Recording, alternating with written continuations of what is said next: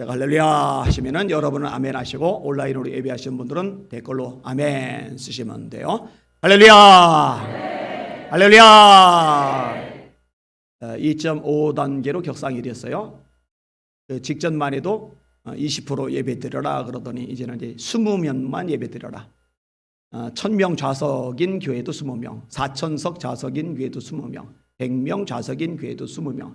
말이 되는 소리를 해야죠. 시청도 20명만 근무를 해야지. 시청은 다 근무합니다. 구청도 20명만 근무를 해야지. 뭔가 형평성이 안 맞아요. 근데 이제 목사님들이 좀 탄식을 하시는 게 알아서들 안 온대요. 교인들이 알아서들. 좀 안타까운 일입니다. 그래서 정말 감사한 거는 금요 예배 때 보니까 알아서 안 오지 않고 알아서 잔뜩 오시더라고요. 할렐루야. 지금도 보니까 알아서들 많이 오셨더라고요. 여러분에게 예배가 여러분의 생명보다도 가치 있는 것이 되시기를 주님의 이름으로 축원합니다. 여러분 마지막 대환란을 앞에 둔 시점에서 이런 거 지금 이거 힘든 것도 아니에요. 사실은요. 뭐 때리기를 합니까? 죽이기를 합니까? 감옥에 처박기를 합니까? 이까지 것 하나 못 이기면은 대환란을 뭔 수로 통과하고 이길 수가 있겠습니까? 영적으로 무장하시기를 주님의 이름으로 축원합니다. 제가 김모모 목사님에 대해서 혹독할 만큼 이야기를 합니다. 왜냐? 그분이 한국교회에 끼친 해악이 너무나 크기 때문에 그래요. 그리고 지금도 현재 진행형입니다.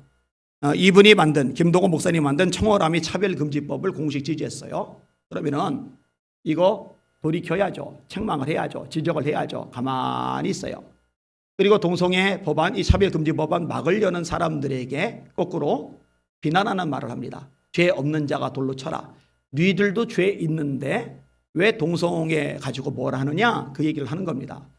근데 여러분, 그분이 놓치고 있는 게 있는데요. 예수님이 여인에게 보호의 손길을 내민 건 맞아요. 그리고 사람들을 만류하신 건 맞아요. 죄 없는 자가 돌로 쳐라. 그런데요, 그 여인 보고 이어서 하시는 말씀이 있어요. 가서 다시는 죄를 범하지 말아라. 그러니까 죄인은 품지만 죄 자체를 용납하지는 않아요. 그리고 차별금지법 막는 거는요, 동성애자를 배척하자는 게 아니라 이게 법제화되는 것을 막고 이 대한민국에 퍼져나가는 것을 막자는 의도이거든요. 근데 여기에 태클을 걸고 있단 말이에요. 그래서 제가 이 부분에 대해서 지적을 하게 되었던 겁니다. 청월함의 대표 양희송 씨가 불륜을 저지르다가 발각이 되었어요.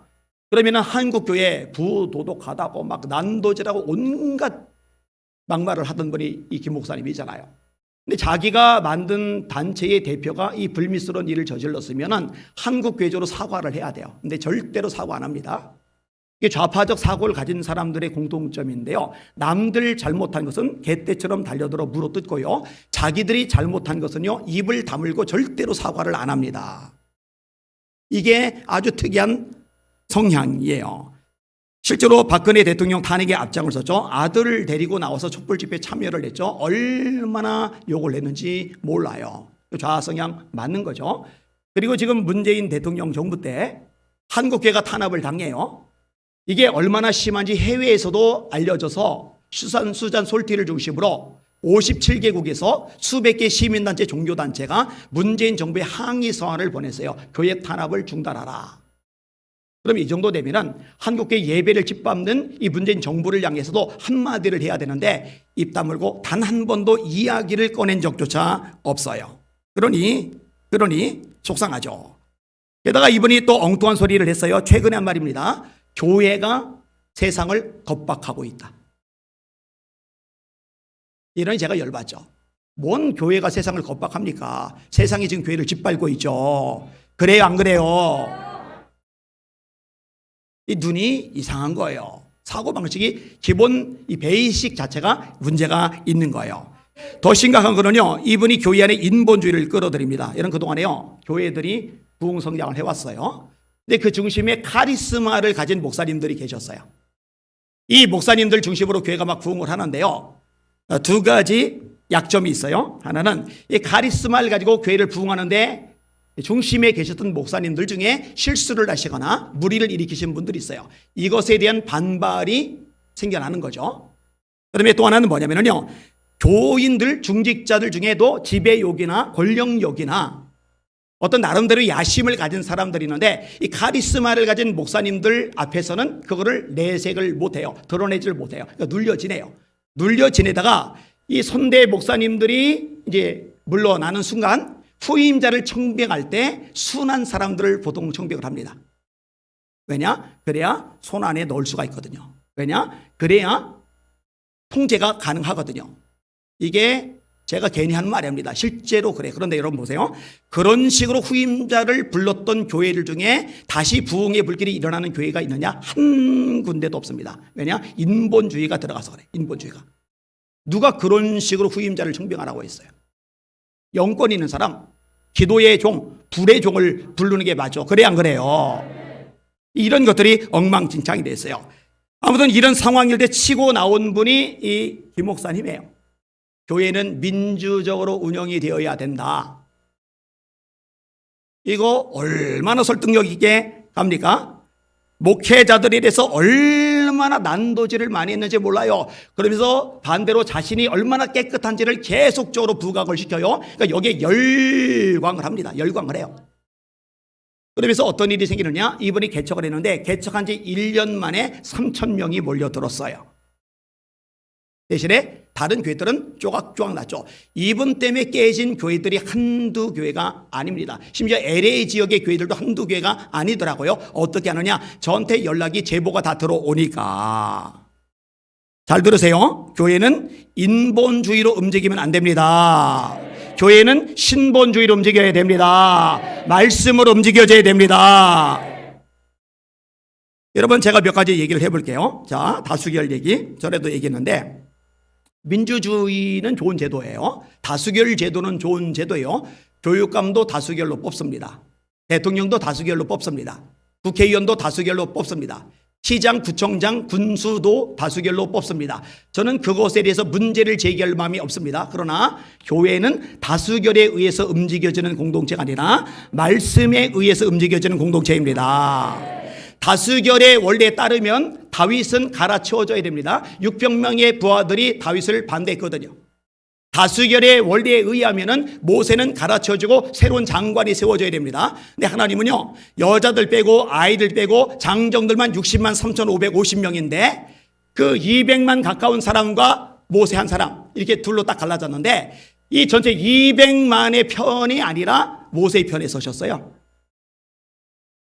모세, 내가 너를 통해 크고 강한 민족을 만들어줄게. 나머지는 다 심판해서 죽이신다는 거예요. 여러분, 이거는 절대로 다수결의 원리가 아니에요. 이건 절대로 민주주의의 원리가 아니에요. 삼손을 묶어서 블레셋 사람들에게 넘긴 사람들은 유대 백성들입니다. 다수결에 의하면 맞죠. 그런데 하나님은 그 고립된 삼손을 통해서 나라를 건져내는 일을 하세요. 블레셋을 때려잡게 하세요. 할렐루야. 여러분, 빌라도의 법정 아래서 예수를 십자가에 못 박아라, 예수를 십자가에 못 박아라. 다수의 의견은 예수님을 못 박아 죽이는 건데 그 다수는 큰 죄를 저지른 거예요. 하나님의 말씀을 어긴 거예요. 여러분, 예수님을 십자가에 못 박아라. 하나님의 아들, 우리 구원자를 예수님을 십자가에 못 박아라. 그것을 입 밖에 내뱉었다는 것. 주님이 재림하실 무렵에 그들은 무슨 생각을 하게 될까? 세상에서 지을 수 있는 모든 죄 중에 가장 끔찍한 죄, 가장 흉악한 죄를 지었다는 걸 비로소 알게 될 거예요. 제사장들이 자기 하석들을 곳곳에 심어놓고 선동하게 하고 이 선동에 휘말려서 전체 분위기가 그렇게 흘러가 버렸는데 그런 죄를 짓는 행위이거든요. 자, 인본주의 요소 조금만 더 열거를 해볼게요. 우리 교회 박지수 집사가 어느 한 교회 얘기를 했어요. 근데 그 교회 목사님에 대해서 굉장히 이렇게 긍정적인 생각을 했더라고요. 그래서 제가 아니라고 그랬어요. 뭔 얘기냐? 신임투표, 담임 목사 신임투표. 6년 동안 사역을 하고 7년째 전 교인들이 투표를 해서 계속 사역하게 할지 아니면 사역을 그만두게 할지 결정한다. 야, 굉장히 민주적인 교회, 교인들의 의견이 반영되는 교회. 와, 신선하다. 근데 바보같이 그런데 사람들이 몰려요. 신선하다고, 투명하다고. 질문. 6년에 한 번씩 투표하는 게 성경적입니까? 비성경적입니까? 아니, 그거 몰라요? 여러분, 목회자를 세우신 분이 누굽니까? 주께서 혹은 사도로 혹은 선지자로 혹은 복음 전환자로 혹은 목사와 교사로 주셨으니 세우셨으니 이는 성도를 온전케 하여 봉사의 일을 하게 하며 그리스도의 몸을 세우게 하려 하심이니라. 에베소 4장 11절 12절 말씀입니다. 하나님이 세우셨다는 개념, 성경적인 개념이 명확하면 자신들의 표에 의해서 갈아치울 수도 있고 계속 있게 할 수도 있고 이런 식의 사고방식을 못합니다. 이거 인본주의예요. 그런데 멋있다고 생각을 해요. 큰일이죠. 예언대로입니다. 때가 이르리니 사람들이 바른 교훈을 받지 아니하며 그 귀가 가려워서 자기의 사욕을 따를 스승을 많이 두고 그 귀를 진리에서 돌이켜 허탄한 이야기를 따르리라. 허탄한 이야기를 따르리라. 허탄한 이야기죠. 따르는 거예요. 좋다는 거예요. 멋있다는 거예요. 신박하다는 거예요. 어리석고 미련한 거죠. 자, 또 하나 만인 제사장직에 대한 오해입니다. 여러분, 만인 제사장직은 맞아요. 너희는 택하신 족속이요 왕같은 제사장들이요 거룩한 나라요 그의 소유된 백성이니 이는 너희를 어두운 데서 불러내어 그의 귀한 빛에 들어가게 하신 자의 아름다운 덕을 선전하게 하려 하심이리라. 베드로서 2장 9절의 말씀입니다. 이제는 우리가 직접 하나님의 보좌 앞에 담대히 나갈 수가 있어요. 예전에는 뜰까지만, 성소 안에는 레위인과 제사장들밖에 못 들어가요. 그다음에 성소와 지성소를 가로막고 있는 휘장을 지나 그 안쪽 법궤 있는 곳까지는 일반 제사장도 못 들어가고 레위인도 못 들어가요. 대제사장만이 들어가요. 마음대로 들어가는 게 아니에요. 7월 10일 대속죄일에 그 뒤에서나 겨우 들어가요. 수시로 들락달락거린 유일한 인물은 모세밖에 없어요. 모세가 특별 케이스인 거죠. 그런데 예수님이 십자가에 운명하실 때 휘장이 위로부터 아래까지 쭉 찢어져요. 그래서 히브리서에는 휘장 가운데로 열어놓으신 산길, 휘장 가운데로 열어놓으신 산길. 다시 말해 이제는 누구든지 하나님의 보좌 앞에, 은혜의 보좌 앞에 담대히 나갈 수가 있는 거예요. 그러므로 우리가 긍휼하심을 받고 때를 따라 돕는 은혜를 얻기 위하여 은혜의 보좌 앞에 담대히 나갈 것이리라. 이 은혜의 보좌가 쉬운 자, 법궤가 있는 곳을 말하는데 그 은혜의 보좌 앞에 너희들 담대히 나갈 수 있어. 왜? 우리는 택하신 족속 왕같은 제사장들이니까. 다시 말해 카톨릭처럼 사제를 통해서만 하나님께 나갈 수 있다 이거 아니고 우리 모든 그리스도인들이 하나님의 보좌 앞에 나갈 수 있다. 그게 만인 제사장직인데 이거를 또 헷갈리는 거예요. 만인 목사직인 것처럼. 그래서 목사 없이 우리끼리 목회하지 이런 교회들 있어요. 사례비도 안 나가고 좋잖아. 우리들 마음대로 조물락조물락하고 좋잖아. 여러분 잘 들으세요. 이거는 마귀가 속아 넘긴 겁니다. 이거는 인본주의입니다. 성경 어디에 그런 내용이 있냐고요. 자, 좀만 더 얘기해 볼게요. 목회자도 일을 해야 된다. 그래야 성도들이 직장, 생활전선, 사업전선에서 고생을 많이 하는데 현실적인 그 고생하는 것들을 몸소 체득하고 그렇게 힘든 것을 알고 있기 때문에 성도들에게 필요한 메시지를 제대로 전할 수가 있다. 여러분 잘 들으세요. 이거 그럴듯하죠? 이런 얘기 유튜브에 많이 돌아다녀요. 여기 쏠깃해서 넘어가는 교인들이 한둘이 아닙니다. 비성경적입니다. 인본주의입니다. 여러분요, 그렇게 해서 교회가 강해질 것 같아요? 그렇게 해서 교회가 힘을 받을 것 같아요? 이러면 교회는요, 강성해지려면 반드시 한 가지 요소가 있어야 되는데 따라합시다. 하나님의 말씀이 왕성해야 한다. 다시 하나님의 말씀이 흥왕해야 한다. 사도행전 6장 7절 하나님의 말씀이 흥왕하여 예루살렘에는 제자의 수가 더 많아지고 수단 제사장의 무리도 이 도에 복종하리라. 사도행전 12장 24절 하나님의 말씀은 흥왕하여 더하더라. 사도행전 19장 20절 이와 같이 주의 말씀이 힘있어 흥왕하여 세력을 얻으리라. 강단에서 선포되는 말씀이 흥왕해야 돼요. 왕성해야 돼요. 세력을 얻어야 돼요. 영권이 있어야 돼요. 솔직히 말해봅시다. 여러분들 직장생활 다 하면서 성경 막 파고들고 가능합니까? 직장생활 다 하면서 하루에 3-4시간씩 기도하는 거 가능합니까? 직장생활 다 하면서 신방 다니는 거 가능합니까? 어디서 말도 안 되는 소리를 그렇게 합니까? 여러분 그렇게 잘 들으셔야 돼요. 그 시대에 사는 사람들에게 정확한 메시지는 세상 일을 많이 한 사람, 세상 경험을 많이 한 사람이 알고서 전하는 게 아니고 하나님께서 주시는 메시지가 있을 때 그 메시지를 통해서 주어지는 줄 깨달으시길 바랍니다.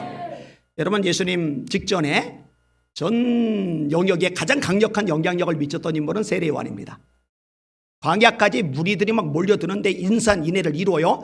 종교 지도자들, 바리새인들, 서기관들까지 찾아올 정도로 막강한 설교의 능력을 드러냅니다. 질문: 이 세례 요한은 세상 물정을 잘 압니까, 모릅니까? 이스라엘에 나타나는 날까지 빈들에 있으니라. 다시요. 이스라엘에 나타나는 날까지 빈들에 있으니라. 10대의 나이를, 20대의 나이를 광야에서 하나님과 교제하면서 혼자 지내요.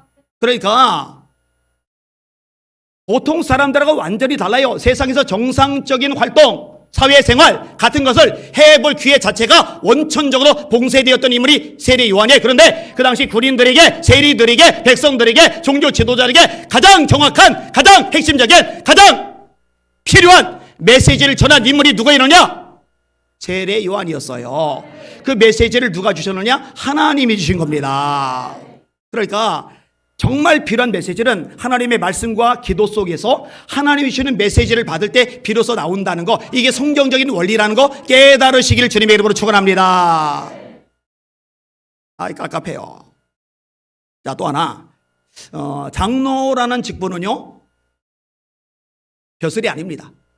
높은 자리가 아닙니다. 집사가 낮고, 그 다음에 권사가 있고, 안수집사가 있고, 그 다음에 제일 높은 자리가 장로고, 이런 거 아니에요. 여러분, 우리 교회는 다행히 이런 부분이 없어서 감사하게 생각을 해요. 그러니까 교회 공간이 막 모자란데, 글쎄 당회실이라고 주일날 한 번 장로님 쓰시는데 거기 문 꼭 걸어 잠그고 아무도 못 들어가요. 아무도 못 들어가요. 우리는 당회실 애들이고 누구고 가서 마음껏 성경 공부하고 교제할 수 있어요. 다 열려져 있어요. 심지어 제 담임 목사실도 1년 내내 열어놔요. 여전도에, 예전에 3여전도에 그 기도실로 써도 되냐고. 어디 감히 담임 목사실을 기도실로 쓴다고 그러냐고. 안 그래? 얼마든지 쓰라고. 한때 장로님들도 하고 남전도 회원들 몇 분들이 이렇게 앉아서 식탁을 받아요. 나머지 성도는 줄 서서 먹는데 제가 얘기를 끄집어냈어요. 줄 서서도 돼요. 근데 다음번에 또 앉아있어요. 소리를 제가 버럭 질렀어요. 다 일어나세요. 그 다음부터 전부 다 줄 서서 해요. 그런다고 부작용 나지는 않아요. 그리고 여러분, 솔직히 말해서 가장 줄 서서 먹기 불편한 사람은 접니다. 왜냐면 한 손으로 접시를 들고 한 손으로 음식을 담아야 되는데 저는 손이 하나밖에 없기 때문에 이렇게 이게 안 돼요. 그래서 주머니에다가 숟가락 넣고 젓가락 넣어요. 그리고 놓고서 담고 또 놓고서 담고, 제가 제일 불편한데 장로님들 보고 이렇게 서서 줄 서서 배식 받으라고 해놓고 담임 목사 제가 앉아서 받으면은 그건 본이 안 되죠. 그러니까 저도 줄 서서 하는 거예요. 그게 마땅하다고 저는 생각을 해요. 그러면 누가 앉아서 대접받느냐? 세신자들, 연세 많으신 분들, 몸 불편하신 분들, 그런 분들이 앉아서 대접을 받으면 되는 거예요. 여러분, 뭘 그리 장로가 되려고 애를 쓰는 사람들이 많은지 이해를 못 하겠어요. 우리 교회 최근에 등록하신 한 분이 어떤 큰 교회 다니시다 오셨는데 연초부터 선거운동에 돌입한답니다. 교회가 워낙 크다 보니까 얼굴을 알리려고, 그래서 장로표를 받으려고. 와, 깝깝하더라고요. 깝깝하더라고요. 그거 뭐 되려고 그렇게 난리를 칠까? 여러분, 그거는 본질이 아닙니다. 여러분, 교회 다니는 성도들의 본질은 예수님을 닮는 겁니다. 주님을 따라가는 겁니다. 영적으로 성장하는 겁니다. 할렐루야! 이게 뒤바뀌었어요. 이게 인본주의란 말이죠. 그리고 장로는 높은 자리가 아니라 섬기는 자리, 대접하는 자리, 전도하는 자리, 봉사하는 자리, 그리고 성도를 돌아보는 자리라는 거, 이걸 깨달아야죠. 그 다음에 또 하나, 전도와 선교에 올인하지 않는 거, 이것도 심각합니다. 제가 요 주제로 몇 차례 얘기했어요. 요즘 교회가 혐오 집단 취급을 받습니다. 교회 다니는 얘기를 끄집어내면은 사람들 안색이 좀 이상해집니다. 어쩌고 저쩌고. 그래서 그랬어요. 그래도 전도하라고, 그래도 예수 자랑하라고. 따라합시다. 너희가 사람들 앞에서 나를 시인하면 나도 하늘에 계신 내 아버지 앞에서 너희를 시인할 것이요, 너희가 사람들 앞에서 나를 부인하면 나도 하늘에 계신 내 아버지 앞에서 너희를 부인하리라. 여러분들은 예수님 부인하지 마시고 시인하시길 주님의 이름으로 축원합니다. 지금 뭐 혐오 집단 어쩌고 저쩌고 하는데요. 초대교회는 더 심했습니다. 유대인들이 싫어했고요. 나중에 로마 박해 때문에 힘들었고요. 죽임을 당해요. 감옥에 처박혀요. 동네에서 살 수 없어서 도망가야 돼요. 주랭랑을 쳐야 돼요. 주랭랑 치면서 집이 마련이 됩니까? 직장이 마련이 됩니까? 우리는 그런 일 안 당해요. 그런데 초대교회는요, 성전에 있든지 집에 있든지 예수는 그리스도라 말하기와 전도하기를 쉬지 아니하니라, 이렇게 기록을 하고 있고요. 핍박을 당해 흩어져 도망간 자들이 흩어진 곳에서 열심히 복음을 전하고 있는데, 우리들은 이런저런 핑계를 대면서 예수님 얘기 끄집어내는 걸 부끄러워하는 거예요. 여러분, 예수 믿는 티 이럴 때 더 팍팍 내시면은 주님이 기뻐하실 줄 믿습니다. 남들이 뭐라 하든 말든 성경책 옆구리 끼고 여부란 듯이 다녀요. 남들이 뭐라 하든 말든 사람들 보는 앞에서 담대하게 눈 감고 기도하시길 바랍니다. 아유, 이럴 때 기도하면은 욕 먹을 텐데 눈에 뭐 들어간 처럼 비비면서 기도 잠깐 하고, 이거 예수님 부끄러워하는 거죠. 따라합시다. 내가 복음을 부끄러워하지 아니하노니. 여러분, 전도를 안 한다, 선교를 안 한다, 그러면은 교회 존재 목적에서 어긋난 거예요. 교회는 수없이 말하지만 유람선이 아니고 구조선입니다. 유람선은 우리끼리 즐겁고 재밌고 먹고 마시고 행복하면 돼요. 근데 구조선은 사람을 건져내지 못한다면 존재할 이유 자체가 없는 거예요. 교회는 우리끼리 먹고 마시고 즐겁고 행복하고 천국 속 올라가고 이런 존재가 아니라, 이런 유람선이 아니라 죽을 영혼, 지옥 갈 영혼, 멸망받을 영혼, 그 영혼들 살려내서 함께 천국 가게 만드는 구조선이라는 거 절대 놓치지 마시기를 주의 이름으로 축원합니다. 교회들이 코로나19 때문에 어려워졌어요. 그러다 보니까 재정이 줄어요. 재정이 주니까 제일 먼저 뭘 하느냐? 선교비를 줄여요. 이러면 안 돼요. 차라리 딴 걸 줄여야죠. 저에게는 원칙이 있어요. 제일 먼저 지출되는 거 선교비, 그 다음에 지출되는 거 부교육자 사례비, 그 다음에 지출되는 거 담임목사 사례비. 뭐 지금이야 제 사례비가 정확하게 나오지만 예전에 재정이 어려울 때는요, 제가 늦춰지는 거예요. 많은 액수가 아닌 상황에서 늦춰지면은요, 생활이 정말 곤란해질 때가 있어요. 그럼에도 불구하고 원칙을 지키는 거예요. 최우선이 뭐냐? 선교비. 왜냐? 선교는 주님의 지상 명령이니까.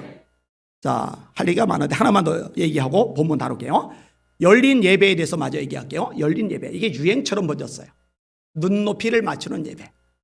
사람들이 좋아하도록 조명도 바꾸고 인테리어도 꾸미고, 그 다음에 음악도 최신식으로 새롭게 재편을 하고, 그다음에 예배 스타일도 너무 복잡하게 하네요. 통성기도 하면 놀랄지 모르니까 통성기도 같은 거 싹 빼고. 근데 여러분, 이거 인본주의입니다. 잘 들으세요. 예배의 본질은 사람들 좋게 하는 게 아니라 하나님께 영광을 돌리는 겁니다. 예배의 본질은 내가 은혜 받는 게 아니에요. 오늘 말씀에 은혜 받았어, 오늘 찬양대 은혜 받았어, 오늘 찬양팀에 은혜 받았어, 야 오늘 통성기를 때 은혜 받았어. 은혜 받았다는 말도 불명확해요. 감정적으로 울컥했거나 눈물이 좀 났거나 시컷 웃었거나 아니면 자기 생각하고 딱 맞아떨어지는 메시지를 들었거나 그러면 은혜 받았다고 착각을 해요. 여러분, 그런 걸 은혜라고 하지는 않아요. 예배의 본질은 내가 은혜 받는 게 아니라 내가 드리는 예배를 하나님이 받으시는 데 있는 거예요. 내가 은혜 받았다고 착각을 해요. 좋았어요, 흡족해, 만족해. 근데 하나님이 안 받으셨어요, 그 예배를. 그럼 말짱 꽝이에요. 그리고 잘 들으세요. 이 예배와 우리 자신은 밀접하게 연결돼서요, 하나님이 가인의 제사는 거절하세요. 아벨과 아벨의 제사는 받아들이세요. 그러니까 예배가 거절된다라는 얘기는 하나님 그 사람을 안 받으시겠다는 얘기고, 예배를 받아들이신다는 얘기는 하나님께서 그 사람을 받으시겠다는 이야기인데, 여러분의 예배가 하나님이 받으실 만한 예배가 되시기를 주님의 이름으로 축원합니다. 사람들이요, 이 부분이 명확하지 않으니까 자기가 기분이 좀 상했어요. 감정이 좀 안 좋아요. 그럼 예배 시간에 하나님이 받으시고 안 받으시고, 하나님 여기 계시고 안 계시고 말짱 상관없어요. 그냥 가만히 인상 쓰고 있는 거예요. 굉장히 교만한 거죠. 하나님이 두렵지 않은 거죠. 믿음이 없이는 기쁘시게 못하나니 하나님께 나아간 자는 반드시 그가 계신 것과 또한 그가 자기를 찾는 자들에게 상 주시는 이심을 믿어야 할지니라. 하나님이 정말 두려우면은요, 내 상황과 처지, 내 감정과 상관없이 하나님이 받으실 예배를 드리려고 전력을 다하는 게 맞죠. 영과 진리로 예배 드리는 게 맞죠. 그렇게 예배하는 여러분들 되시기를 주님의 이름으로 축원합니다. 인본주의를 뽑아내야 교회가 산다. 얼마 전에 제가 설계했던 제목이에요. 맞아요. 그리고 인본주의 뽑아내고 성경적인 교회가 될 때 그런 교회가 주님이 기뻐하시는 교회, 그런 교회가 역동적인 교회, 살아있는 교회가 되는 겁니다. 자, 오늘 설계 제목 따라합시다. 역동적인 교회는 뭔가가 다르다. 한 번 더요. 역동적인 교회는 뭔가가 다르다. 우리 예수의 비전 성결교회가 그런 교회가 되기를 주의 이름으로 축원합니다. 그리고 한국교회, 우리 교회만 잘 되면 안 되잖아요. 한국교회가 이런 교회들로 세워지기를 같이 중보기도 하시는 여러분들 되시기를 주님의 이름으로 축원합니다. 자, 오늘 본문에서 역동적인 교회, 성경적인 교회의 특징들이 잘 나와요. 첫 번째 따라합시다. 사람 말이 아니라 하나님 말씀을 들어야 한다. 19절에서 21절까지 있습니다. 시작. 베드로와 요한이 대답하여 이르되 하나님 말씀 듣는 것보다 옳은가 판단하라. 우리는 보고 들은 것을 말하지 아니할 수 없다니 관리들이 백성들 때문에 그들을 어떻게 처벌할지 방법을 찾지 못하고 다시 위협하여 놓아주었으니 이는 모든 사람이 그 된 일을 보고 하나님께 영광을 돌림이라. 사람의 말은 뭘까? 전도하지 말라는 거예요. 그게 17절 18절입니다. 같이 읽습니다. 시작.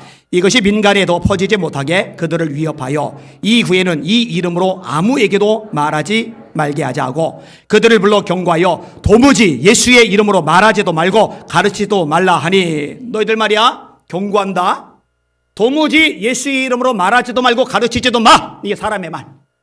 그럼 주님의 말씀은 뭐냐? 너희들 전도해. 예수께서 나와 일러 가라사대 하늘과 땅의 모든 권세를 내게 주었으니 그러므로 너희는 가서 모든 족속으로 제자를 삼아 아버지와 아들과 성령의 이름으로 세례를 주고 내가 너에게 분반 모든 것을 가르쳐 지키게 하라. 볼지어다 내가 세상 끝날까지 너희와 항상 함께 있으리라. 마태복음 28장. 나아가복음 16장 15절. 너희는 온 천하에 다니며 만민에게 복음을 전파하라. 믿고 세례를 받는 사람은 구원 얻을 것이요 믿지 않는 사람은 정죄를 받으리라. 믿는 자들에게는 하면서 말씀하세요. 전도해라. 이게 주님의 말씀. 베드로와 요한이 뭐라는 거요? 하나님 앞에서 너희 말 듣는 것 전도하지 마. 너희 말 듣는 것과 전도해. 하나님 말씀 듣는 것 어느 것이 옳은가 판단하라. 우리는 보고 들은 것을 말하지 아니할 수 없다. 서슬 벌어요. 그냥 두지 않아요. 정말 불이익을 줘요. 죽일 수도 있어요. 그러나 사람의 말이 아니라 하나님의 말씀을 듣는 교회, 이게 역동적인 교회이죠. 우리 예수 비전교회가 그런 교회가 되기를 주님의 이름으로 축원합니다. 아프가니스탄 단계 선교팀, 그들이 이슬람에서 억류됐어요. 목사님 한 분, 성도 한 분이 살해를 당했어요. 그때 언론에서 얼마나 욕을 했는지 몰라요. 국민들이 얼마나 비난했는지 몰라요. 그러니까 교계에서 말 좀 한다는, 영향력 좀 있다는 일부 사람들이 언론에다 뭐를 했느냐? 우리가 반성한다. 우리가 너무 공격적인 설교를 했다. 제가요 막 욕이 나오는 걸 막 참았어요. 저는 욕을 안 해요. 평생 욕한 게 손에 꼽을 만큼 욕을 안 해요. 욕이 천성적으로 싫어요. 근데 막 욕이 나오려고 그래요. 공격적인 설교 반성? 미친 소리죠. 여러분, 공격적이지 않은 선교가 있어요? 생각해봐요. 마포 3열 선교사님이, 마페 선교사님이 한국에 들어오셨죠. 그때 이기풍이라는 청년이 깡패, 주먹 좀 쓰는 사람인데 돌로 찍어서 크게 다쳤었죠. 그러면 포기하고 돌아갑니까? 토마스 선교사님이 영국 선교사님인데 대동강변에서 살해를 당하죠. 관군에서 죽임을 당하죠. 이게 공격적인 선교입니까? 여러분, 그 선교사님들 많이 죽었고 그 무덤이 양화진에 있잖아요. 그 순교의 피 때문에 지금의 한국교회가 있는 거예요. 할렐루야.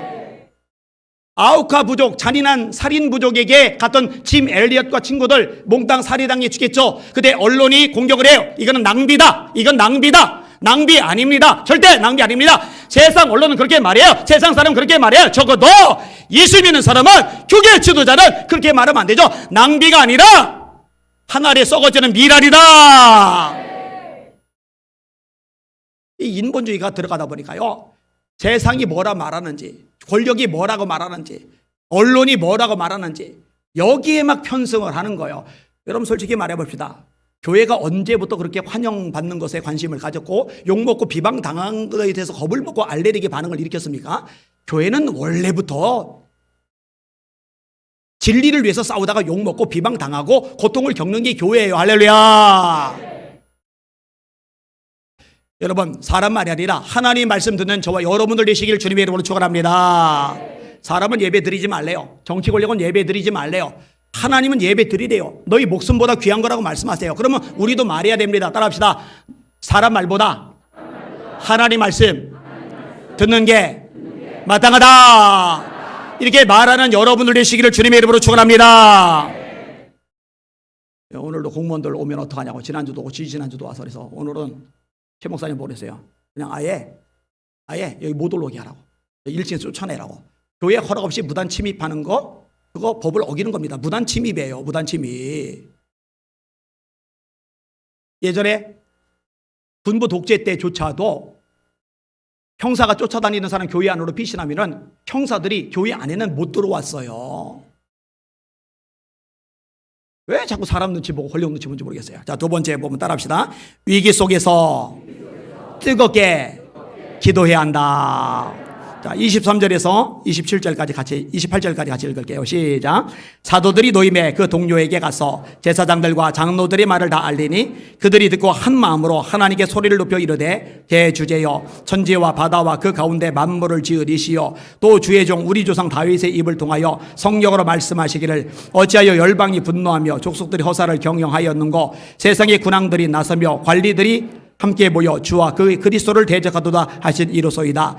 과연 헤롯과 본디오 빌라도는 이방인과 이스라엘 백성과 합세하여 하나님께서 기름 부으신 거룩한 종 예수를 거슬러 하나님의 권능과 뜻대로 이루려고 예정하신 것을 행하려고 이 성에 모였나이다.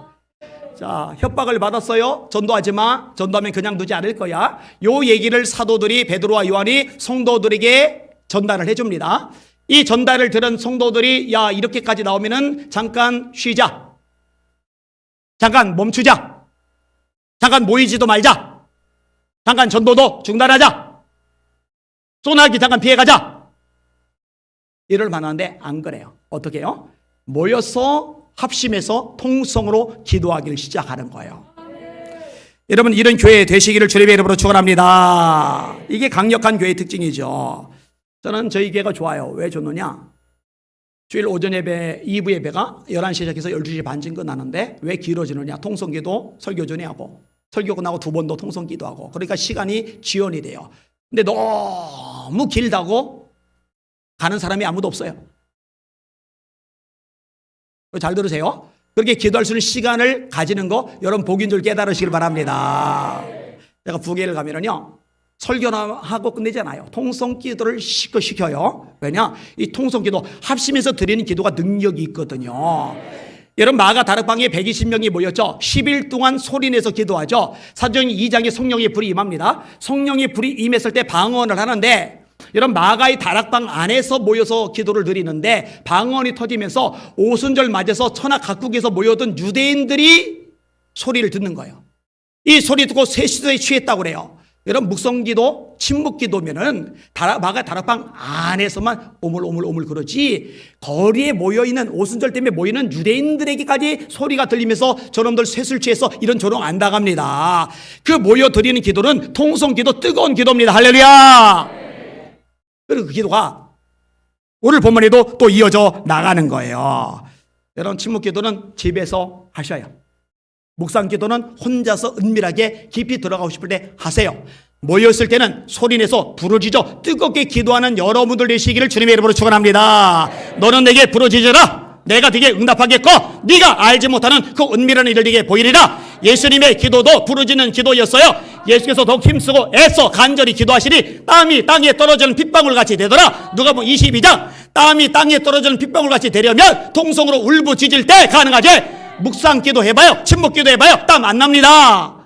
이 기도를 히브리서 5장에 묘사합니다. 그는 육체에 계실 때 자기를 죽음에서 능히 구원하실 때에 심한 통곡과 눈물로 간구와 소원을 올렸고 그의 경건하심으로 말미암아 들으심을 입었느니라. 심한 통곡이란 말이 뭐예요? 흐느끼는 게 아니에요. 조용한 침묵이 아니에요. 이게 통곡인데 거기에 심한 통곡. 예수님 그렇게 기도하셨어요. 여러분 우리 주님이 그렇게 울부짖어 부르짖어 기도하셨는데 종들이 점잖 떨 거예요? 뜨겁게 기도합시다. 뜨겁게 기도합시다. 너무 뜨거워서 천장이 들렸다가 떨어지게. 아멘? 그렇게 돼야 돼요. 세 번째, 따라합시다. 함께 기도하는 내용이 수준이 있어야 된다. 여러분, 이 협박을 받는 와중, 이 위기의 와중에서 드리는 기도가 주눅 들고 맥 빠지고 그런 식의 기도가 아니에요. 굉장히 적극적이고 수준이 높아요. 29절에서 31절까지 읽습니다.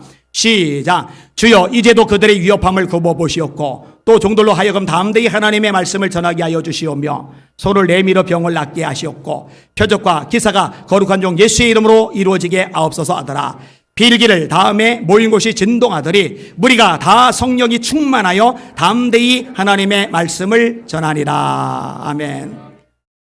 첫 부분이 무슨 부분이에요? 하나님, 저희 위협함을 굽어보시옵고. 지금 상황이 안 좋아요. 너무 분위기가 험악해요. 하나님, 이거 좀 돌봐주세요. 이거 좀 헤아려 주세요. 이런 기도예요. 우리도 이런 기도 들을 수 있어요. 하나님, 우리 대한민국이 자유민주주의 국가인데 자꾸 공산주의로 가려고 합니다. 차별금지법을 통과시켜서 목회자들의 입을 틀어 막으려고 합니다. 하나님, 낙태죄 모자 버은 거 이거 새로 개정하면서 14주까지 막 죽이려고 그럽니다. 무제한 폐를 흘리려고 그럽니다. 하나님, 나라 상황이 안 좋습니다. 교회를 탄압합니다. 예배 짓밟습니다. 하나님, 이거 굽어봐 주세요. 이런 기도는 우리가 드리고 있잖아요. 그런데 요 기도만 하고 끝나는 게 아니에요. 뭐라고 기도하느냐? 담대히 하나님의 말씀을 전하게 하여 주옵소서. 하나님, 전도하지 말라네요. 협박하지 말라네요. 그런데 주눅 들고 겁먹고 바들바들 떨고 눈치 보지 말게 하시고 저희를 담대하게 하셔서 하나님의 말씀을 힘있게 전하게 하여 주시옵소서. 우리 지금 이렇게 기도할 수 있어요? 하나님, 예배 드리지 말라고 그러네요. 예배 드리면 행정명령 내린다고 그러네요. 고소한다고 그러네요. 벌금 때리고 어려움, 나중에 또 교회 폐쇄까지 하는 법안까지 지금 진행된다고 하네요. 하나님, 어떡하죠? 이렇게 아니라 하나님, 이런 것들이 펼쳐지더라도 그럴지라도 우리는 담대하게 하나님만 바라보고 예배하게 하여 주시옵소서. 담대하게 하나님만 믿고 목숨 걸고 예배하게 하여 주시옵소서. 전도하면 죽인다는데 담대히 전도하게 해달라고 기도하잖아요. 얼마나 수준이 높아요. 예배하면 불이 준다는데 담대히 예배해달라고 기도하는 거 얼마나 수준이 높은 기도냐고요. 손을 내밀어 병을 낫게 하시고 표적과 기사가 거룩한 종 예수의 이름으로 이루어지게 하옵소서. 우리가 전도하는데 필요한 게 뭐냐? 표적이거든요. 기적이거든요. 병고침 신유거든요. 마가복음 16장 16절, 믿는 자들에게는 이런 표적이 따르리니 곧 저희가 내 이름으로 귀신을 쫓아내며 새 방언을 말하며 뱀을 집어올리며 무슨 독을 마실지라도 해를 받지 않으며 병든 사람에게 솔 얹은즉 나으리라 하시리라. 예수께서 이 말씀을 마치시고 하늘로 올려지사 하나님 우편에 앉으시리라. 제자들이 나가 두루 전파할세 주께서 함께 역사하사 그 따르는 표적으로 말씀을 확실히 증거하시리라. 따르는 표적으로 말씀을 확실히 증거하시리라. 표적의 역할이 뭐냐? 말씀을 드러내주는 역할. 이 본질은 말씀인 거고 표적은 말씀을 말씀되게 해주는 중요한 기능을 하는 거예요. 그 기도를 오늘 본문도 하고 있는 거죠. 손을 내밀어 병을 낫게 해주세요. 표적과 기사가 거룩한 종 예수 이름으로 이루어지게 해주세요. 이 기도 여러분도 하시길 주님의 이름으로 축원합니다. 저는 오랫동안 이 기도를 했어요. 그래서 많이 간증을 들었잖아요. 가는 데보다 병자들이 얼마나 일어나는지, 귀신들이 얼마나 쫓겨나는지, 표적들이 기사들이 얼마나 많이 나타나는지.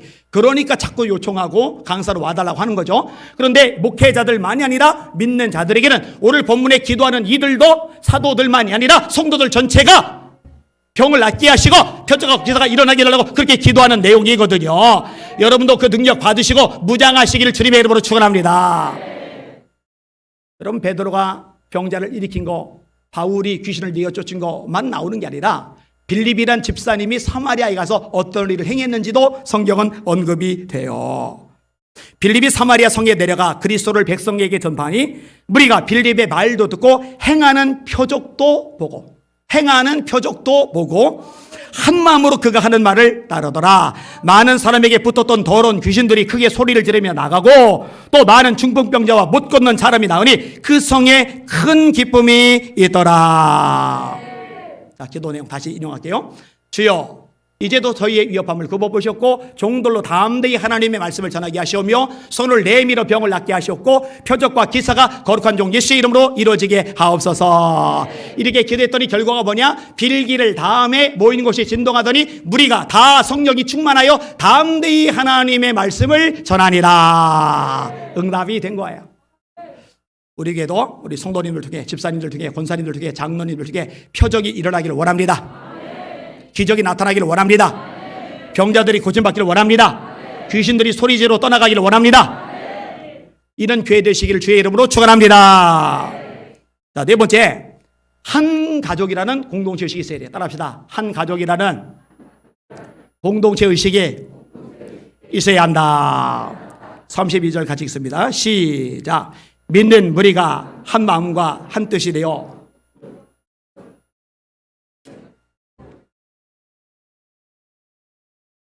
아멘. 자, 믿는 무리가 한 마음과 한 뜻이 되었다. 굉장히 중요한 단어예요. 한 마음, 한 뜻. 그럼 사람들은요, 생각이 달라요. 경험이 다 달라요. 교육이 다 달라요. 나름대로의 개똥 철학들이 있어요. 나름대로의 똥꼬집들이 있어요. 나름대로 옳다 생각하는 소신 같은 것들이 있어요.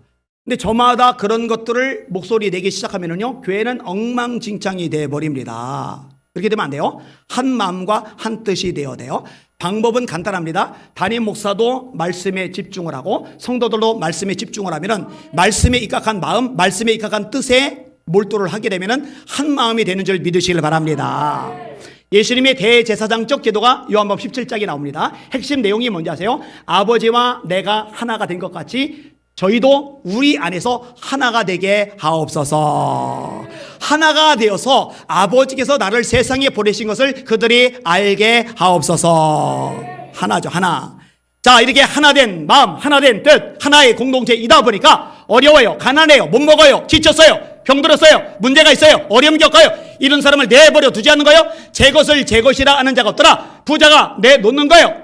이런저런 형편된 사람이 내놓는 거예요. 헌금을 드리는 거예요. 그러니까 이걸 가지고 어려운 사람 보살피다 보니까 교회 속에 굶주림으로 죽어가는 사람이 없어요.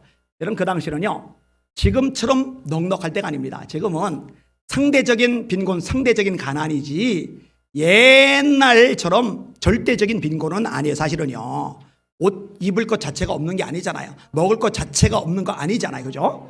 예수님 당시는요, 심해요. 예수님의 말씀 중에 속옷을 가지고자 하는 자에게 겉옷까지도 내어주라. 아니, 남의 속옷을 누가 가져요, 누가. 제가 한 일주일 안 갈아입은 속옷 우리 권사님들 선물로 주면은 가슴에 품고 할렐루야. 이거 언덕 위에 하얀 집 입소해야 됩니다. 누가 속옷을 달래요? 그런데 이 당시는 옷감 자체가 너무 귀하기 때문에 속옷을 달라는 사람에게 겉옷 가지고 내어줘라, 이런 얘기가 나오는 거예요. 예수님이 오병이어의 기적을 통해서 백성들을 먹였잖아요. 5,000명 먹이고 12광주리가 남았잖아요. 백성들이 예수님을 왕 삼으려고 그래요. 왜? 먹을 거 해결해 주니까. 여러분, 로마 황제가 있는데 왕을 자기 멋대로 세운다? 그럼 다 죽어요. 이걸 몰라요? 그 당시 문화 속에 사는데, 그 당시 사회 속에 사는데 이걸 몰라요? 다 알아요. 떼죽음 나가는 거 알아요. 그런데도 이성을 잃고 예수님을 왕 삼으려고 하는 거 왜냐? 먹을 거 해결해 주니까. 그렇게 먹을 게 궁한 시대예요. 그런 시대에 예수님이 너희는 목숨을 위해서 무엇을 먹을까, 무엇을 마실까, 몸을 위해서 무엇을 입을까 염려하지 말아라. 이는 다 이방 사람들이 구하는 것이요 너희 천국에서는 너희에게 있을 것을 다 아시느니라. 너희는 먼저 그의 나라와 그의 의를 구하라. 그러면 이 모든 것을 너희에게 더하시리라. 이 말씀은요, 엄청난 도전이에요. 엄청난 도전. 오늘날 우리 보고 먹을 거 걱정하지 마, 입을 거 걱정하지 마, 그런 저 말이 아니에요. 오늘날 우리가 먹을 거 걱정은 저녁에 뭐 해 먹지? 이 걱정이에요. 먹을 게 없어서 걱정이 아니라 뭐 입을까 걱정은요, 어떤 옷을 입지? 이거예요. 이거 옷 자체가 없어서 걱정이 아니에요. 그러니까 내용 자체가 달라요. 문맥 자체가 완전히 달라요. 이런 시대, 그래서 세상 속에 수많은 사람들이 어렵고 힘들고 굶어 죽고 하는데 이 교회 공동체 안에 들어온 사람은 한 명도 굶어 죽는 사람이 발생하지 않아요. 여러분, 우리 예수병교회가 이런 교회가 되기를 주님의 이름으로 축원합니다. 교회 중직자들이 할 일이 그거예요. 누가 좀 힘들지 않나? 누가 좀 외롭지 않나? 누가 지금 가난하지 않나? 누가 좀 학비를 못 내지 않나? 누가 지금 인생 밑바닥을 박박히고 있지 않나? 여러분, 이거를 직분자들이, 중직자들이 하는 거죠. 자, 마지막 다섯 번째 따라합시다. 목회자의 영적 권위를 분명하게 인정해야 한다. 제가 서론 부분에서도 이 부분 다뤘습니다만 이거 마저 다루고 정리할게요. 33에서 35절까지 읽습니다. 시작. 사도들이 큰 권능으로 주 예수의 부활을 증언하니 무리가 큰 은혜를 받아 그 중에 가난한 사람이 없으니 이는 밭과 집 있는 자는 팔아 그 판 것의 값을 가져다가 사도들의 발 앞에 두매 그들이 각 사람의 필요를 따라 나누어 줌이라. 자, 일단 목회자들에게 뭐가 있느냐? 큰 권능이 있어요. 큰 권능. 제가 서론에 말씀드렸죠. 어리석은 장로님들이 큰 권능 있는 목회자를 담임으로 청빙할 생각을 하는 게 아니라 손으로 주물럭거릴 사람을 청빙할 생각을 하고, 또 하나 외국에서 박사학위 받은 사람을 청빙하려고 하고, 우리 교회 사이즈, 우리 교회 정도 브랜드 교회에는 적어도 박사학위를 가진 목사님이 오셔야지. 베드로 탈락, 예수님 탈락. 딱 한 사람만 담임 목사 갈 수 있어요. 사도 바울. 사도 바울은 고학력자. 도대체 어디서 되도 않는 것들이 교회 안에 들어왔는지 불쌍한 거예요. 참 안 된 거예요. 큰 권능으로 예수님의 부활을 증거했다. 여러분, 주의 종들 목회자들은 큰 권능이 있어야 됩니다. 영권이 있어야 됩니다. 말씀을 선포할 때 능력이 나타나야죠. 병자들이 고침 받아야죠. 귀신들이 떠나가야죠. 눌린 자가 자유케 되어야죠. 하나님 살아계심이 경험되어야죠. 이게 기본이에요. 기본. 그러니까 여러분들이 담임 목사인 저에게, 또 이 대한민국에 존재하는 성도들이 담임 목사님들에게 요구할 것은 다른 잡다한 게 아니에요. 다른 거 잡다한 거 요구하지 마세요. 기도와 말씀에 목숨을 걸어주세요. 사도행전 6장, 우리는 기도하는 일과 말씀 전하는 일에 전념하리라. 그러면은 영권은 저절로 생겨나니까, 큰 권능으로 예수님의 부활을 증거할 수가 있게 되니까. 이거는 이제 전제예요. 전제. 그 다음에 성도들은 어떤 거냐? 그런 목회자의 권위를 인정하고 존경하고 따를 수 있어야죠. 성경은 분명히 말합니다. 너희를 인도하는 자들에게 따릅시다. 순종하고 복종하라. 순종하고 복종하라. 순종은 기꺼이 하는 거. 복종은 안 내켜요. 내 생각하고 달라요. 내 감정에 거슬려요. 그런데 그걸 찍어 누르고 따라가는 거, 그걸 복종이라고 하는데, 이 두 가지 단어가 다 쓰입니다. 너희를 인도하는 자들에게 순종하고 복종하라. 그들은 너희 영혼을 위해서 경성하기를 마치 자신들이 청산할 자인 것 같이 하느니라. 그들로 하여금, 목회자들로 하여금 기쁨으로 하게 하고 근심으로 하게 하지 말라. 기쁨으로 목회하게 하고 근심으로 목회하게 하지 말라. 그렇지 않으면 너에게 유익이 없으리라. 자, 사람들이 밭을 팔았어요. 집을 팔았어요. 사도들이 발 앞에 갖다 놨어요. 그랬더니 오늘 본문에 사도들의 발 앞에 두매 그들이 각 사람의 필요를 따라 나누어 줌이라. 영적 권위를 인정하는 거죠. 아니, 왜 목사님들이 멋대로 이렇게 나눠줍니까? 전체 회의를 거쳐야죠. 상의를 해야죠. 왜 목사님들끼리만 그걸 합니까? 이러지를 않아요. 이러지를 않아요. 여러분, 빌립보서 8장 얘기했어요. 빌립 이야기. 엄청난 부흥이 일어났어요. 병자들이 일어나고, 막 중풍병자 일어나고, 안진병이 일어나고, 막 귀신이 떠나가고, 이런 일들이 일어났어요. 그러면 그 주역은 빌립이에요. 하나님이 하신 거지만 하나님이 빌립을 쓰셨어요. 그러면 빌립을 통해 다 하면 되는데, 이 소식을 듣고 예루살렘 교회가 베드로를 파송을 해요. 그리고 베드로가 안수 기도하니까 비로소 성령이 각 사람에게 임해요. 아니, 빌립이 그냥 다 마무리까지 하게 놔두지 왜 굳이 거기 목회자가 개입을 해서 안수 기도까지 하게 하고 그제서야 성령이 임하게 하시나? 영적 원리예요. 영적 원리. 영적 질서예요. 하나님의 방법대로 성경의 원리대로 하는 게 맞아요. 제가 수없이 말하는 게 있어요. 따라합시다. 내 생각에는 이거 뽑아버리시길 주의 이름으로 축원합니다. 이걸 뽑아내야 살아요. 이걸 뽑아내야 믿음이 자라요. 이걸 뽑아내야 하나님 복도 받고 능력도 기적도 경험하는 줄 깨달으시길 바랍니다. 어제 제가 결혼식장에 다녀왔어요. 일부러요, 제일 구석에 앉았어요. 왜냐?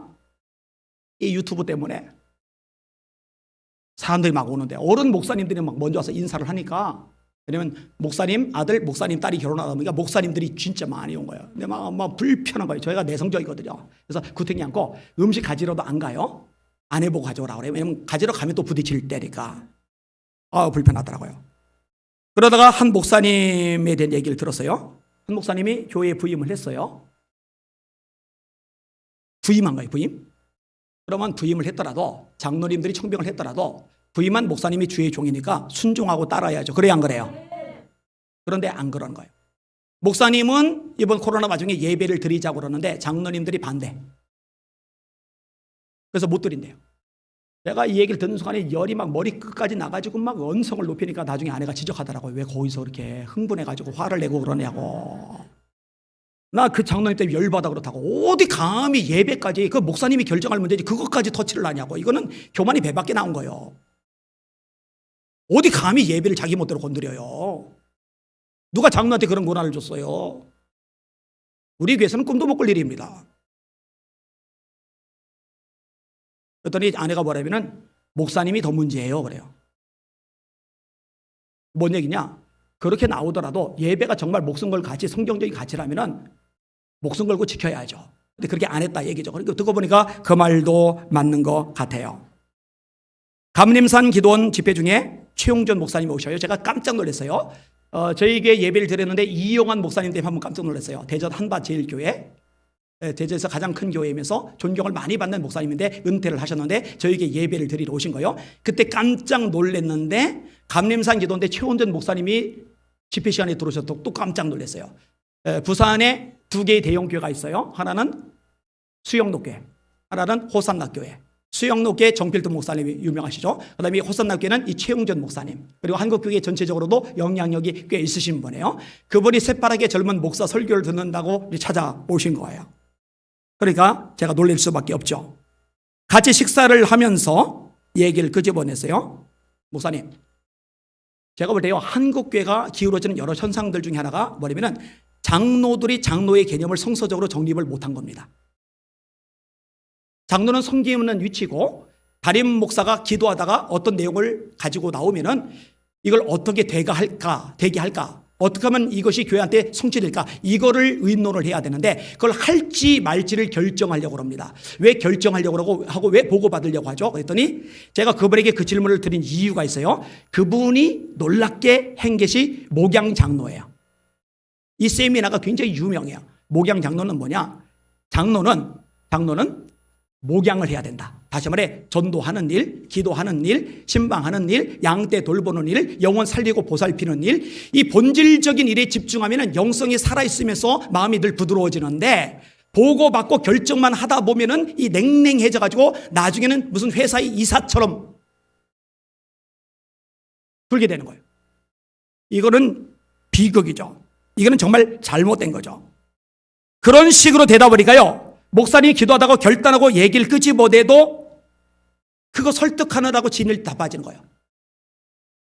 사실은 어렵고 힘든 거를 얘기 끄집어내도 우리들이 어떻게든 되게 하겠습니다. 이렇게 나와야 힘을 받고 막 뻗어가는데 이게 잘 안 되는 거예요. 아까 정비석 목사님 얘기를 잠깐 했는데 이분 얘기 중에 제가 재미있는 얘기를 들었어요. 이분 밑에서 자란 목사님들이 목회를 잘해요. 그래서 이 수영로교회 부목사님들이 규모 있는 교회 담임으로 계속 청빙해 가요. 왜냐하면 훈련을 워낙 잘 받았다고 소문이 너무 퍼지니까. 근데 이 정 목사님이 차를 타고 운전해서 가다가 교회를 보는데 이 간판이고 뭐고 이게 좀 사람들이 볼 때 좋지 않게 보이는 거예요. 전화를 해요. 전화를 했더니 전화하고 가서 볼일 보고 왔더니 이게 이미 바뀌어져 있어요. 그게 가능하니까 수영로교회가 있는 거예요. 만약에 이거 당회 결의도 안 하고 이거 교회 사무총회 결의도 안 하고 목사님 혼자 멋대로 왜 간판을 이렇게 바꿔버립니까? 이렇게 하면은요 쭉쭉쭉쭉 뻗어나가기가 어려워요. 안 됩니다. 불가능합니다. 서산성결교회 이기용 목사님이라고 계세요. 이 서산성결교회가 충청도에서 가장 강력한 교회 중에 하나예요. 근데 이 목사님이요, 국내 선교위원회를 멋지게 세워놨어요. 보통은 교단에 임원들급 되고 어떤 부서들 항전위원직급 되면은 자꾸 이렇게 뭐 거마비 받고 이런 거 관심 있는 분들이 있어요. 난 참 바보 같다 생각을 해요. 그까지 얼마나 된다고. 근데 이분이 국내 선교위원장이 되고 나서 시스템을 싹 바꿔놨어요. 거마비를 받는 게 아니라 자기들이 돈을 내야 돼요. 그래서 미자리 교회, 가난한 교회를 도와주는 거예요. 근데 이것을요, 서산성결교회가 막 팍팍팍팍 지원해주고 그러니까 선교위원회 자체가, 교단 선교위원회 자체가 분위기가, 체제가 완전히 바뀌어져 버린 거예요. 스케일이 큰 거죠. 이분이 어떤 얘기를 했느냐, 자기는 전화를 해서 대전장로님 3천만 원만 빨리 보내주세요. 그러면은요, 어디다 쓰느냐 묻지 않고 그냥 보낸다고요. 이분 그럼 자기 배 채우는 분이냐? 아니요. 빈털털이에요. 그 사모님 울었던 일화가 유명합니다. 추수감사절에 헌금, 추수감사헌금 2천만 원 하라고 감동받았다고 사모님 보고 어떻게든 마련하라고 그럼 울면서 마련하는 거예요. 이런 식으로 드리는 분이에요. 자기 주머니 채우는 분이 아니에요. 그런데 한국교회에서 어려운 교회에서 앞장서서 나서는데 이거를 전폭적으로 따라주고 순종해 주는 거예요. 이분이 신길교회 청벽을 받아갔어요. 이신홍 목사님 후임이죠. 거기에 신원 에베네셀 박성철 회장님이 이제 계시죠. 근데 여기 부임했는데 교회를 워낙 크게 지어놨기 때문에 부채가 막대해요. 그래서 제가 속으로 생각했어요. 저분 잘못 갔다. 차라리 서산성결교에서 마음껏 하시지. 저희 가면은 빚이 많아서 일을 못할 텐데. 근데 이상한 일을 발견했어요. 신길교회가 빚에 쪼들렸는데 이상할 만큼 목사님이 제안하는 대로 재정을 막 쏟아붓는 거예요. 근데 어떤 일이 발생했는지 아세요? 재정이 10억이 늘어버렸어요. 1년 예산이. 지금 코로나 때문에 교회들이 타격받아요. 큰 교회, 작은 교회 다 타격을 받아요. 그런데 이 와중에 올해 지난달에 부채까지 있는 교회가 코로나 때문에 전국 교회가 타격받는 이 와중에 이 교회에서 서울신학대학교에 3억 원을 기부를 했어요. 제가 장담합니다. 이렇게 하는 교회 하나님이 반드시 축복해 주십니다. 반드시 역사해 주십니다. 여러분 이게 마땅한 거예요. 다시 읽습니다. 사도들의 발 앞에 두매 그들이 각 사람의 필요를 따라 나누어 줌이라. 저는 우리 예수비전교회가 이렇게 되길 원합니다. 우리 성도들 오랫동안 같이 있었던 분들 아실 거예요. 제가 제 욕심 챙긴 적이 단 한 번이라도 있었는지 얘기해 보세요. 제 사립에 올려달라는 얘기를 단 한 번이라도 꺼낸 적이 있는지 얘기해 보세요. 한 달 사례비가 240만 원입니다. 그리고 지금 많이 받는 거요. 예전엔 200만 원 안 되죠. 그전엔 100만 원 안 되죠. 40만 원 받을 때 많았죠. 이게 전부 다 따져서 평균을 내보면은 80만 원에서 70만 원 사이 됩니다. 한 달 평균이. 그런데 한 번도 제 사례비에게는 끄집어 내질 않아요. 교회가 어려워서만이 아니에요. 재정이 모자라서 많이 아니에요. 제가 하나님 앞에 약속한 게 있어요. 절대로 내 개인적인 도움 청하는 얘기는 안 꺼내겠다. 그래서 우리 집안에 목사님들이 38분이 계세요. 대형교회 목사님들도 계세요. 근데 제가 개척할 때 단돈 5만 원도 후원을 받아본 적이 없어요. 왜? 하나님이 주시면 먹고 안 주시면 금식하기로 아내하고 약속을 했기 때문에. 그러니까 제가 제 욕심을 챙기기 위해서 뭔가 하는 일은 없을 겁니다. 그런데 제가 여러분에게 제안할 거예요. 여러분 이번에 뭐 합시다. 이번에 뭐 합시다. 이번에 이거 합시다. 기도 중에 감동받아 이야기 끝나면 아멘 하실 수 있는 여러분들 되시기를 주의 이름으로 축원합니다. 우리에게 형편에, 우리에게 여건에, 우리에게 역량에 가능합니까? 라고 말하지 말고 하나님의 감독이라면 하나님이 역사하고 도와주고 공급하실 것이니까 우리 믿음으로 동참할 테니까 목사님 한번 해봅시다. 이렇게 움직이는 교회 되시기를 예수님의 이름으로 축원합니다. 그러면 교회가 역동적이 돼요. 말씀을 정리합니다. 사람 말이 아니라 하나님의 말씀을 듣는 교회, 고난 중에 위협 중에 오히려 뜨겁게 기도하는 교회, 그 기도의 내용이 수준 있는 교회, 하나의 공동체임을 인식하는 교회, 그리고 목회자의 영적 권위를 인정하는 교회, 이게 초대교회, 모든 교회 모델 초대교회로 돌아가자. 그 교회의 모습이거든요. 오늘 마지막 설교하고 따라합시다. 역동적인 교회는 뭔가 다르다. 우리 교회가 그렇게 되기를 예수님의 이름으로 축원합니다. 아멘. 헌금 시간을